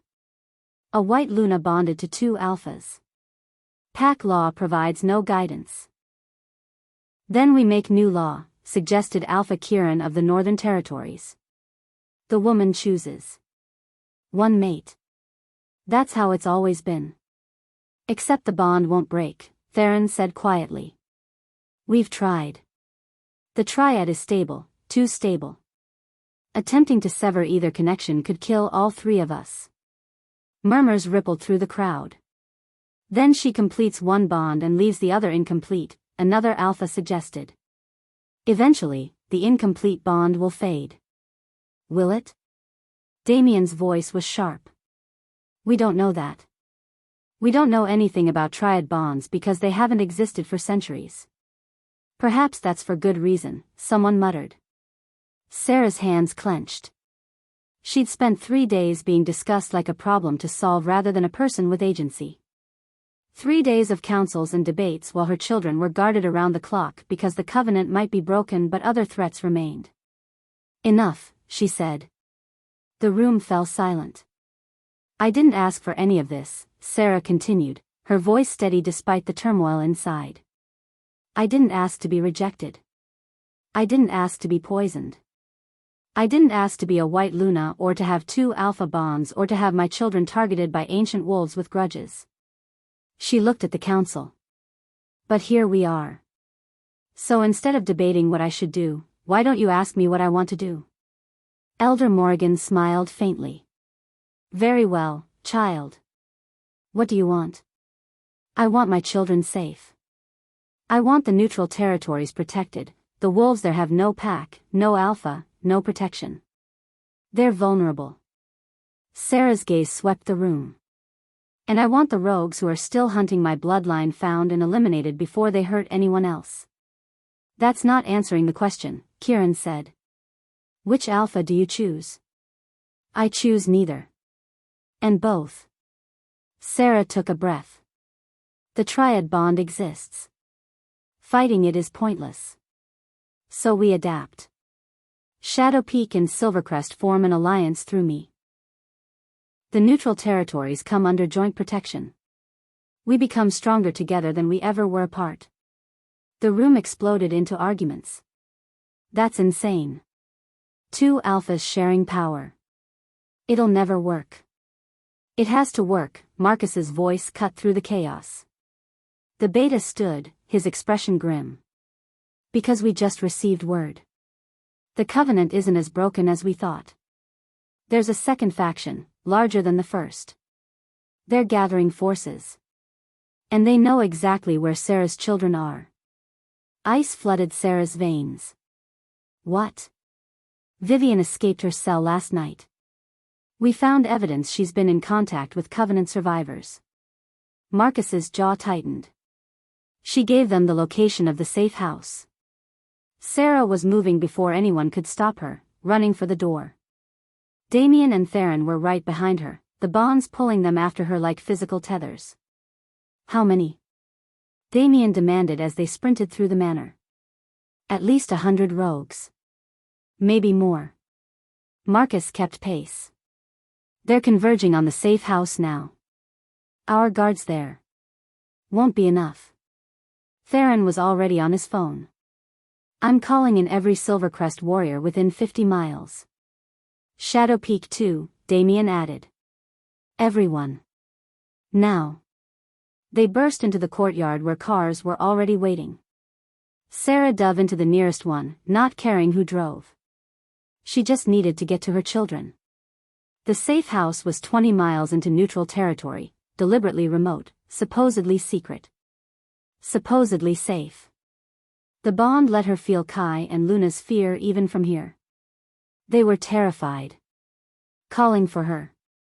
Knowing something terrible was coming. Hold on, babies.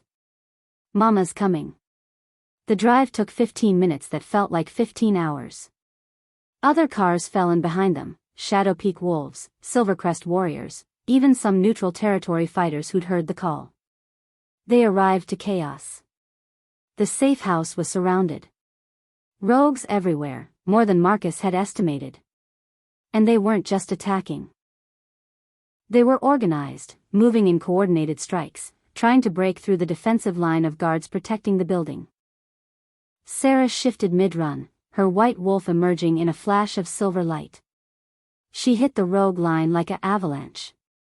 Wolves scattered. She tore through them, desperate to reach the safe house, to reach her children. Behind her, Damien and Theron fought in perfect synchronization despite never having trained together, the bond linking their instincts, letting them move as one unit.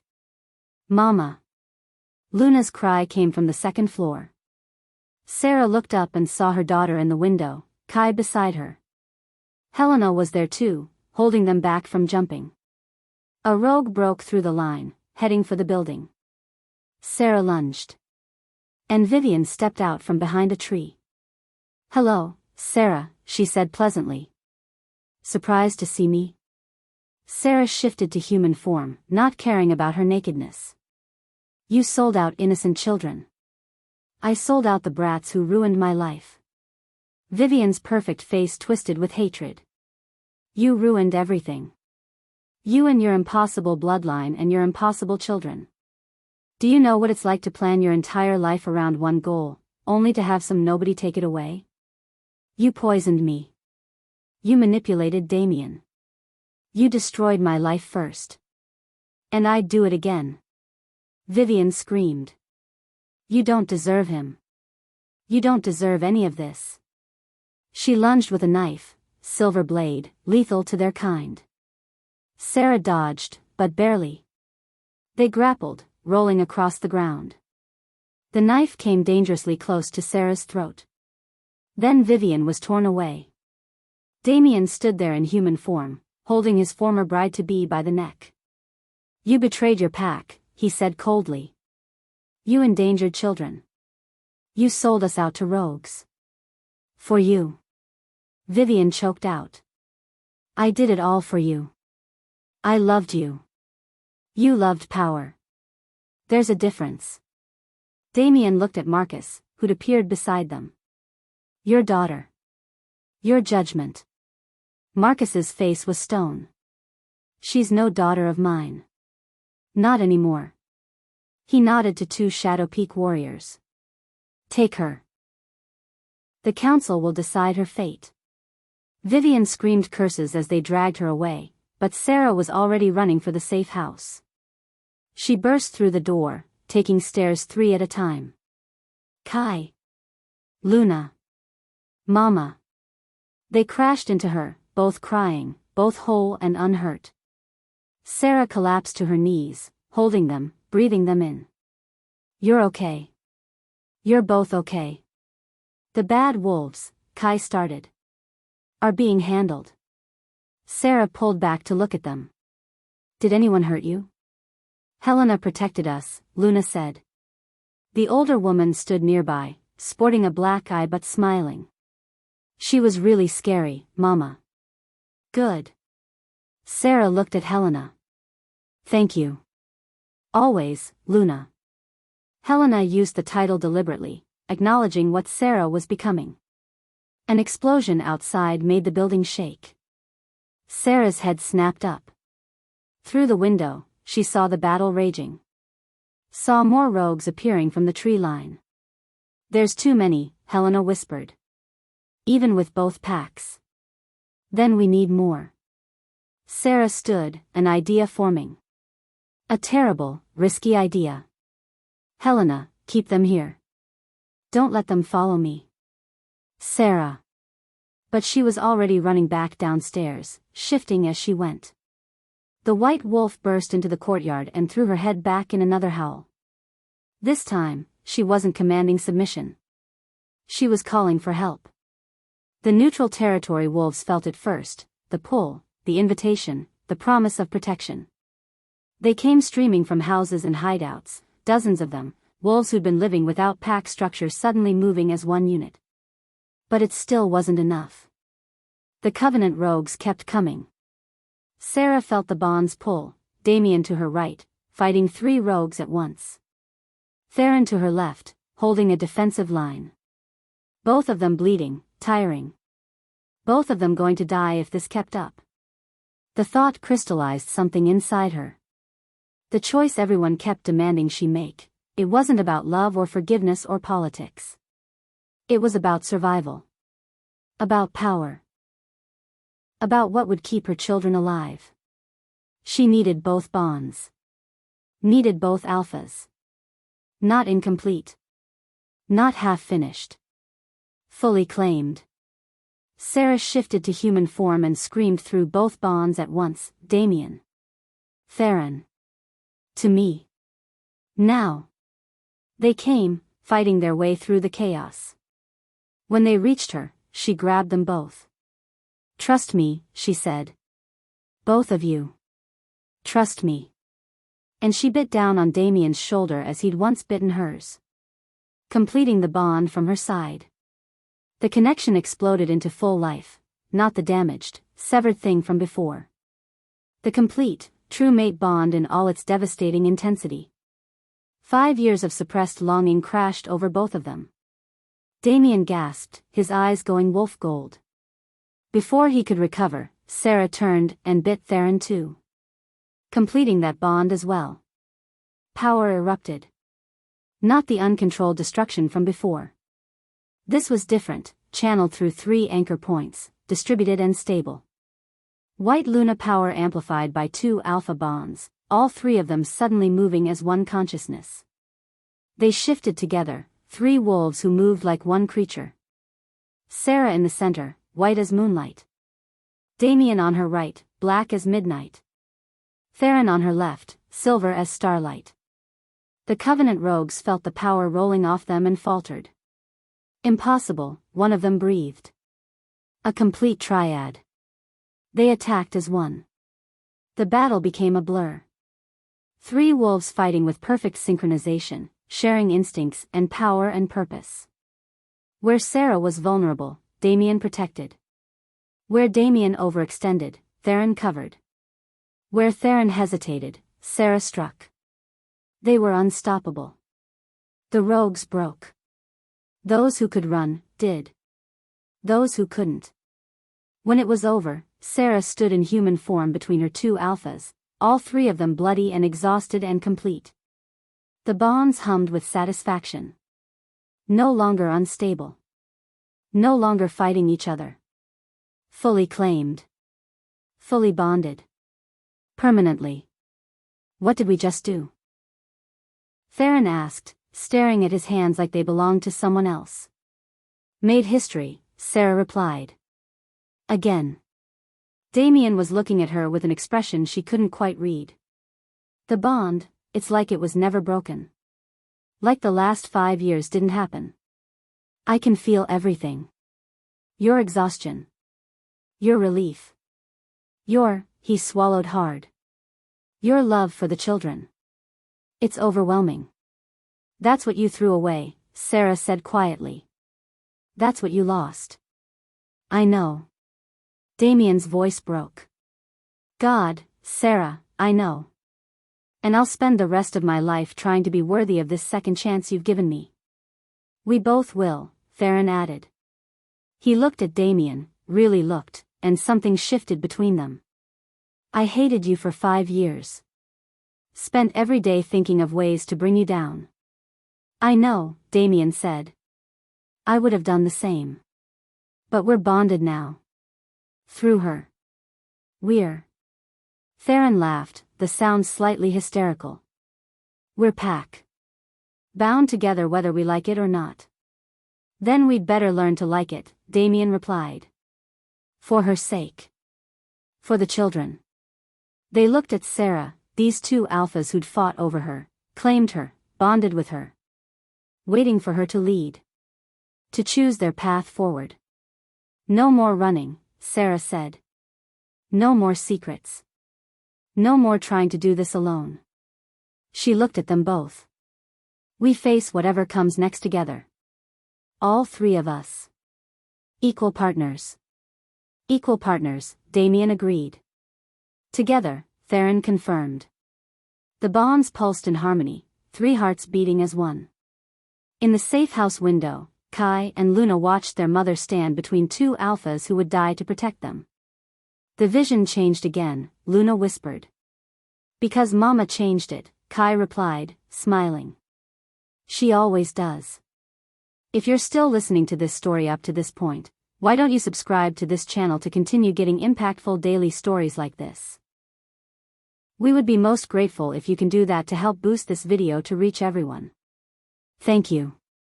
Chapter 8. The High Council reconvened at dawn, but this time the chamber felt different. Word of the battle had spread, how 3 wolves had fought as one, how the triad bond had become something unprecedented, powerful, and undeniably stable. Sarah stood before the council again, but she wasn't the same woman who'd stood there days before.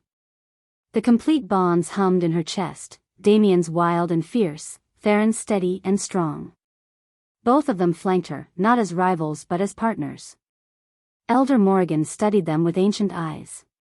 The bonds are complete. Both of them. Yes, Sarah confirmed. That should be impossible. A wolf can only fully bond with one mate. A normal wolf, yes. Sarah lifted her chin. But I'm not a normal wolf. I'm White Luna. And the old laws don't apply to me the way they apply to others. Murmurs rippled through the assembled alphas. Some nodded. Others looked skeptical. You're asking us to accept a radical change in pack structure, Alpha Kieran said. One woman bonded to 2 alphas. It goes against everything we've built our society on. Your society is broken, Sarah replied. The words came out harder than she intended, but she didn't soften them. You've built it on dominance and competition.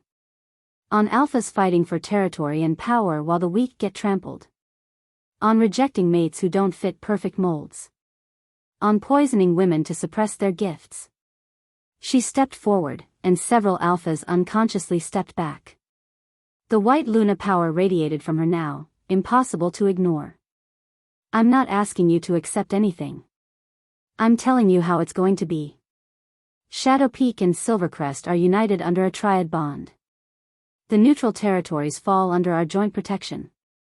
Any pack that wants to join this alliance will be welcomed.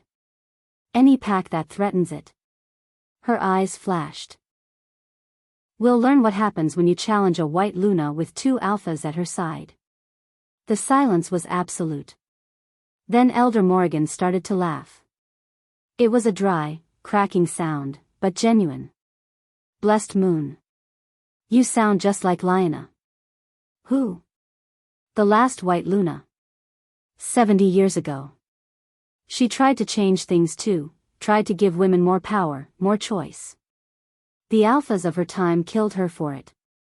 Morrigan's smile was sharp. But she didn't have 2 alphas bound to protect her. She didn't have prodigy children who could tear apart any wolf who threatened them.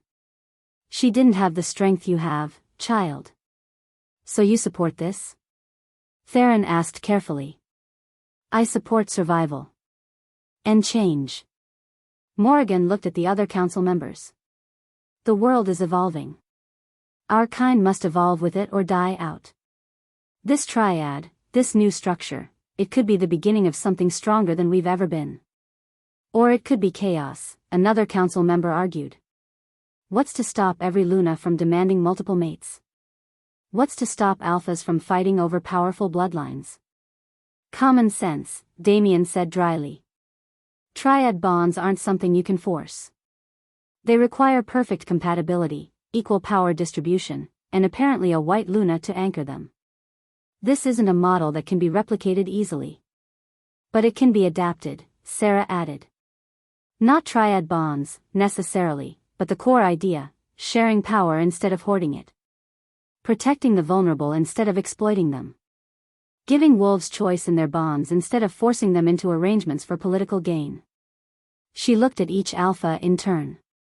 I'm building something new. You can be part of it, or you can stand aside. But you cannot stop it. The threat wasn't subtle. Neither was the promise. Alpha Kieran studied her for a long moment, then inclined his head. The Northern Territories accept your alliance. One by one, other alphas followed. Some enthusiastically, others reluctantly, but all of them acknowledging the shift in power. The White Luna had spoken. And when a White Luna spoke with two alphas united behind her, even the proudest wolves listened. The formal ceremony happened 3 days later under a full moon. The clearing was packed with wolves from a dozen territories. Shadow Peak, Silvercrest, and Neutral Territory wolves mixed together, a sight that would have been impossible a week ago. Sarah stood in the center in a dress of silver and white, her children on either side. Kai wore a tiny suit that made him look impossibly grown up. Luna had insisted on a dress that matched her mother's. Damien and Theron stood before her, both in formal alpha regalia. For the first time since childhood, they weren't glaring at each other. The bond had changed that, made them brothers in a way that went beyond blood. Elder Morrigan performed the rite, her voice carrying across the clearing. By the light of the full moon and the power of the ancient pacts, we witnessed the formation of a new alliance. Not forged through conquest or dominance, but through bond and choice. She turned to Sarah. White Luna, you carry power not seen in generations. How will you use it? To protect the vulnerable. To unite the divided. To build something stronger than any single pack could be alone. Sarah's voice was steady. I claim my place as Luna of both Shadow Peak and Silvercrest. I claim my mates as equals. And I claim the right to lead all wolves who choose to follow. And you, alphas? Morrigan looked at Damien and Theron. Do you accept this unprecedented arrangement? Do you accept sharing power, sharing responsibility, sharing your mate? I accept, Damien said without hesitation. His eyes never left Sarah. 5 years ago, I rejected the greatest gift I'd ever been given. I won't make that mistake again. I'll share her, share leadership, share everything, as long as I get to be part of her life.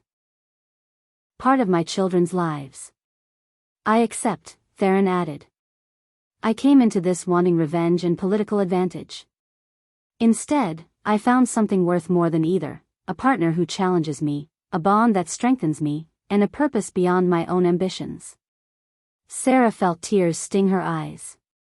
The bonds pulsed with emotion, Damien's desperate gratitude, Theron's steady devotion, her own overwhelming relief that this was finally real.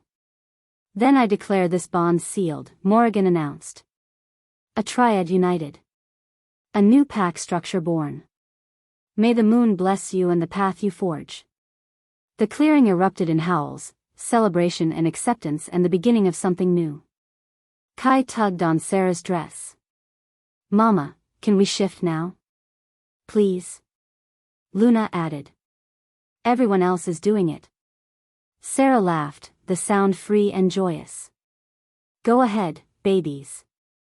The twins shifted in perfect synchronization, their small black wolves racing off to play with other pack children. Children who would grow up in a world where a white Luna ruled alongside two alphas. Where power was shared. Where being different wasn't a weakness. They're going to be incredible, Theron murmured, watching them go. They already are, Damien replied. Then he looked at Theron. We need to talk. About training protocols, about pack integration, about... About how we're going to make this work without killing each other. Theron's smile was wry. Yes. We probably should. Tomorrow, Sarah interjected. Tonight, we celebrate. Tomorrow, we start building. The party lasted until dawn. Wolves from different packs mingling, sharing stories, forming bonds. Marcus found Sarah at one point, his expression complicated. I'm sorry, he said quietly. For not speaking up 5 years ago. For not questioning the rejection. You're speaking up now, Sarah interrupted gently. That's what matters. Vivian's trial is next week. The council will likely choose exile. I hope she finds peace somewhere. Sarah meant it. Hate is exhausting. I'm done carrying it. Marcus nodded, relief crossing his face. You're a better person than I am, Luna. I'm just tired of anger. I want to build, not destroy. As the night wore on, Sarah found herself standing at the edge of the clearing with her 2 alphas. The bonds hummed contentedly, 3 hearts beating in harmony. I never imagined this, she said softly. Any of this. Neither did I, Damien admitted.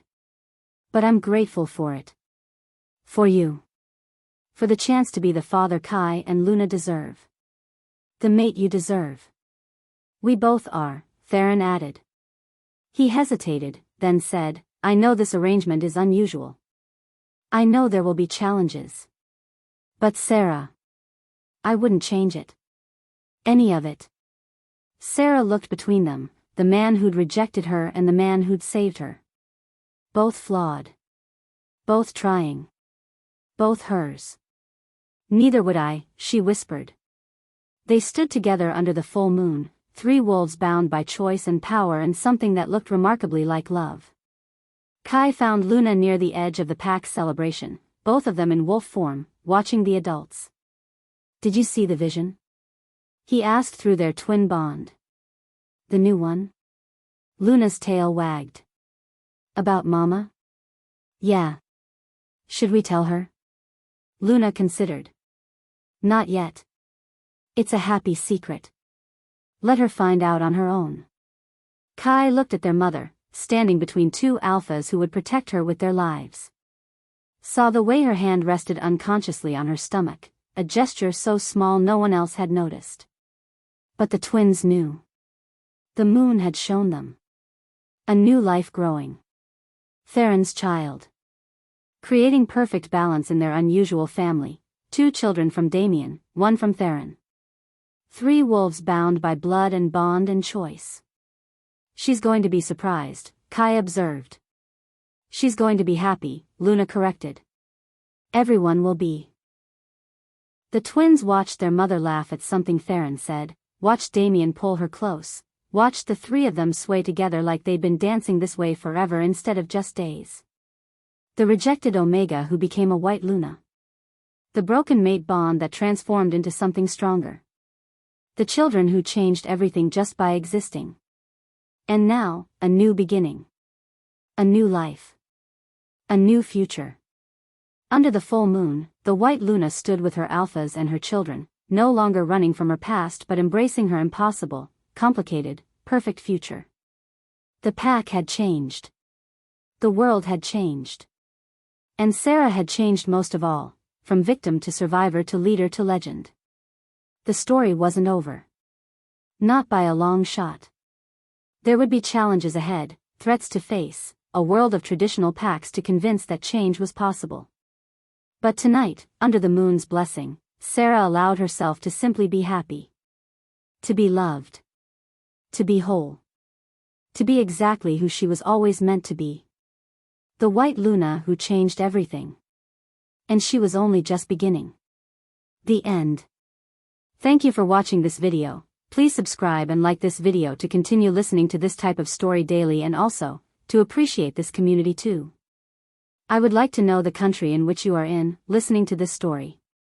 Which country is that? Please comment below.